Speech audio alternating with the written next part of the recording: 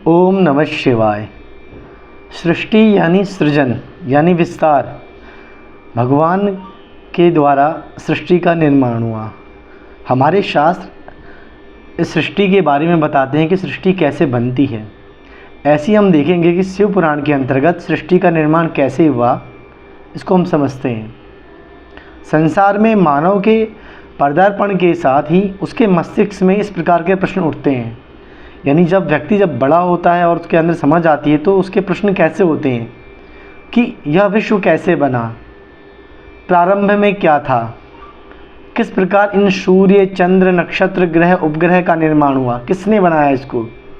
इन प्रश्नों के उत्तर खोजने के लिए प्राचीन काल से ही मानवीय सभ्यताओं ने और यहाँ के विद्वानों ने अथक प्रयास किए। सृष्टि विषयक परिकल्पनाओं के अनुसार इस संसार का उद्भव देवी देवताओं से संबंध है। अवेस्ता संस्कृति की बात करें तो संसार की उद्भव प्रक्रिया पर प्रकाश डालता हुआ कहता है कि अहुरमज़दा ने 7 लोकों का निर्माण किया। चीनी विद्वानों के अनुसार ब्रह्मांड के 2 भागों में टूटने से द्युलोक और पृथ्वीलोक बने, वहाँ 2 मानते हैं। जापानी धर्म के अनुसार सृष्टि से पूर्व एक तेल से परिपूर्ण समुद्र था, जिससे देवी देवताओं तथा उनके बाद संसार का निर्माण हुआ। इन सब के पश्चात बाइबल की कल्पना है कि जिसके अनुसार 6 दिनों से पूरे संसार का निर्माण हुआ। ये तो जगह जगह के लोगों ने अपने में सृष्टि प्रक्रिया का वर्णन दिया। अब बात करते हैं भारतीय परंपरा में भी वेदों, उपनिषदों व पुराणों में सृष्टि की उत्पत्ति के संबंध में विस्तार से वर्णन मिलता है। पुराणों में सृष्टि विद्या का विशद वर्णन मिलता है। पंच लक्षणात्मक पुराणों के अंदर, यानी पुराणों में हमारे 5 लक्षण हैं: सर्ग, प्रतिसर्ग, वंश, वन्मंत्राणी और वंशानुचरित। इनमें सृष्टि यानी सर्ग को सृष्टि कहते हैं, इसके बारे में विस्तार से वर्णन मिलता है। और जो भी हमारे महापुराण 18 महापुराण हैं उसमें इन्हीं 5 विषयों पर विस्तार से वर्णन मिलता है। और विशेषतः सृष्टि की प्रक्रिया कैसे बनी है सृष्टि। शिव पुराण में भी सृष्टि विद्या का विस्तार से विवेचन किया गया है। शिव पुराण में सृष्टि की उत्पत्ति करने वाले एकमात्र महेश्वर को माना है, भगवान शिव को माना जाता है। वे अकेले ही अपनी शक्ति से तीनों लोगों की सृष्टि करते हैं, पालन भी करते हैं और संहारक भी करते हैं, ऐसा शिव पुराण कहता है। पुरुष, प्रकृति, सदाशिव, भव, विष्णु, ब्रह्मा, ये सब शिव रूप ही कहे गए हैं, यानी सारे ईश्वर एक ही हैं मूलभूत। जो ब्रह्मा विष्णु महेश की बात करते हैं तो हमें सब में एक को ही देखना चाहिए। शिव अपनी शक्ति से सर्ग व विसर्ग की रचना करते हैं। सर्ग यानी सृष्टि, विसर्ग यानी प्रलय यानी निर्माण और फिर उसका विनाश। भगवान शिव को कहा भी गया है कि वो सृष्टि उत्पन्न भी करते हैं और उसका संहारक भी करते हैं।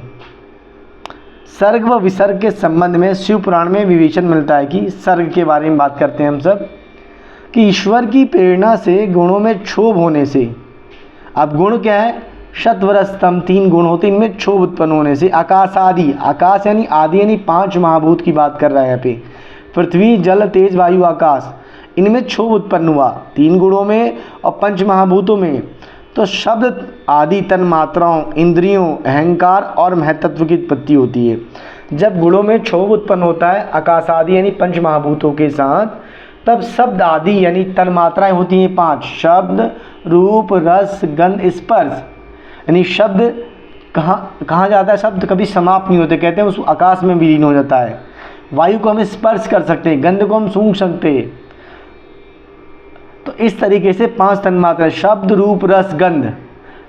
रस यानी जल का रस ले सकते हैं, और अग्नि जिसको हम देख सकते हैं। तो 5 महाभूतों और गुणों में क्षोभ उत्पन्न हुआ तो उससे तन्मात्राओं की उत्पत्ति हुई, इंद्रियों की उत्पत्ति हुई। 11 इंद्रियां हमारी, 5 कर्मेंद्रियां, 5 ज्ञानेंद्रियां और 1 मन, जिसको हम उभयात्मक मन कहते हैं। मन इंद्रियों का राजा होता है। जो 5 ज्ञानेंद्रियां होती हैं, आँख, नाक, कान, जीभ, त्वचा, और कर्मेंद्रियां होती है वाग, पाणी, पाद, पायु, उपस्थ। ज्ञानेंद्रियां यानी ज्ञान कराने वाली इंद्रियां, और कर्मेंद्रियां यानी कर्म करने वाली इंद्रियां जो मनुष्य के शरीर में विद्यमान रहती है। ज्ञानेंद्रियां सूक्ष्म रूप से रहती हैं और कर्मेंद्रियां स्थूल रूप से रहती हैं। और अहंकार के 3 भाग किए गए हैं, सात्विक, रासिक, तामसिक। तो गुणों के द्वारा आकाश आदि के पंच महाभूतों में जब उसमें क्षोभ उत्पन्न हुआ तो तन्मात्राएं, इंद्रियां और महतत्व की उत्पत्ति हुई। महतत्व का मतलब है बुद्धि से ये सब बने, उसे हम सृष्टि यानी सर्ग कहते हैं। सर्ग बना है सृज धातु से, जिसका होता है बनना, निर्माण, विस्तार या फैलाव। शिव पुराण के अनुसार शिव ब्रह्मा आदि तीनों देवताओं और प्रकृति के आत्मरूप हैं। वह अपनी लीला से संसार की सृष्टि कर ईश्वर रूप में स्थित हैं। इन प्रधान से पहले बुद्धि, ख्याति और मति पैदा हुई है और महतत्व के विक्षोभ से 3 प्रकार का अहंकार पैदा हुआ है। इस अहंकार के जैसे मैंने सात्विक, रासिक, तामसिक बोला, यहाँ इन्होंने बताया है विकारी, तमोयुक्त और भूत आदि। ये जो आपको मैं बात बता रहा हूँ शिव पुराण के वायव्य संहिता में मिलता है, सृष्टि की प्रक्रिया का वर्णन, उसको मैं बता रहा हूँ आप सबको। जब से अब उसी की बात कर रहे हैं हम सब। आगे वो बात करते हैं कि अहंकार में पंचमहाभूत, तन्मात्राएं और इंद्रियां पैदा होती हैं, तो उसी को उन्होंने पुनः इस बात को कहा है कि उसको जो हमारा अहंकार है वो विकारी है, तमोयुक्त है और भूतादि है।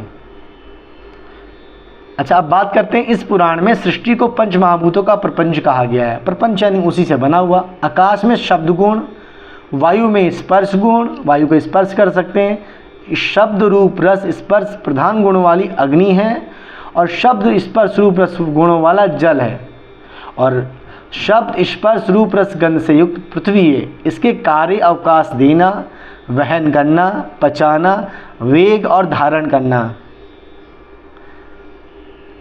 कान, त्वचा, आँख, जीभ, नासिका ये हमारी ज्ञानेंद्रियां हैं और ये इसके गुण कहे जाते हैं। कर्मेंद्रियां होगी वाक, पाड़ी, पाद, पायु, पस, इनके कार्य हैं बोलना। वाक का, वाणी का काम है बोलना, पाणी का काम है हाथ से लेना, पानी को कहते हैं हाथ, और पाद यानी चलना।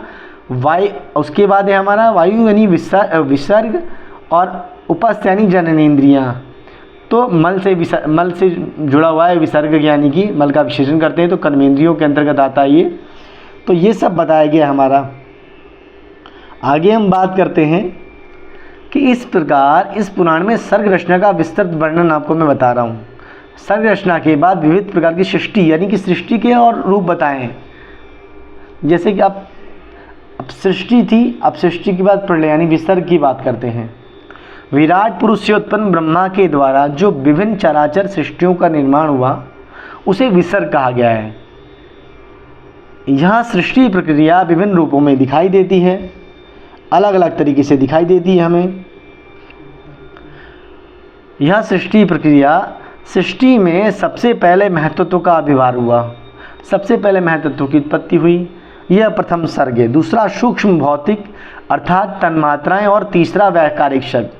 दूसरा हुआ हमारा सूक्ष्म भौतिक और तन्मात्राएं और तीसरा हुआ हमारा वैकारिक सर्ग अर्थात इंद्रियां। ये 3 प्रकृति सर्ग कहे जाते हैं। इसके अतिरिक्त चौथा मुख्य सर्ग है जिसे पर्वत आदि स्थावर इसी के अंतर्गत आते हैं, यानी पर्वत आदि जो स्थावर हमारी सृष्टि है वो इसके अंतर्गत आते हैं। परंतु यह सृष्टि उपकारक नहीं है। ब्रह्मा जी ने दुखी होकर दूसरी सृष्टि की रचना की।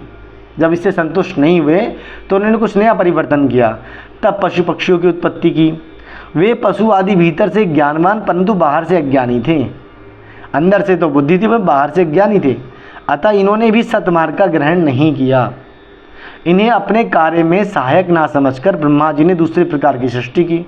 तब ऊर्ध्वगामी सत्वगुण के प्रभाव से देवताओं की सृष्टि हुई। वे सुखी तथा प्रेमी थे। वे स्वभाव से ही प्रकाशवान तथा बाहर भीतर से ज्ञानी थे। तब ब्रह्मा द्वारा प्रधान का ध्यान करने से संसार की ओर सृष्टि का प्रभाव उत्पन्न हुआ। उसके बाद मनुष्य की उत्पत्ति हुई। यह सृष्टि अनेक भयानक दुखों से व्याप्त थी। ये बाहर भीतर ज्ञान वाले एवं रजोगुण तथा तमोगुण वाले थे।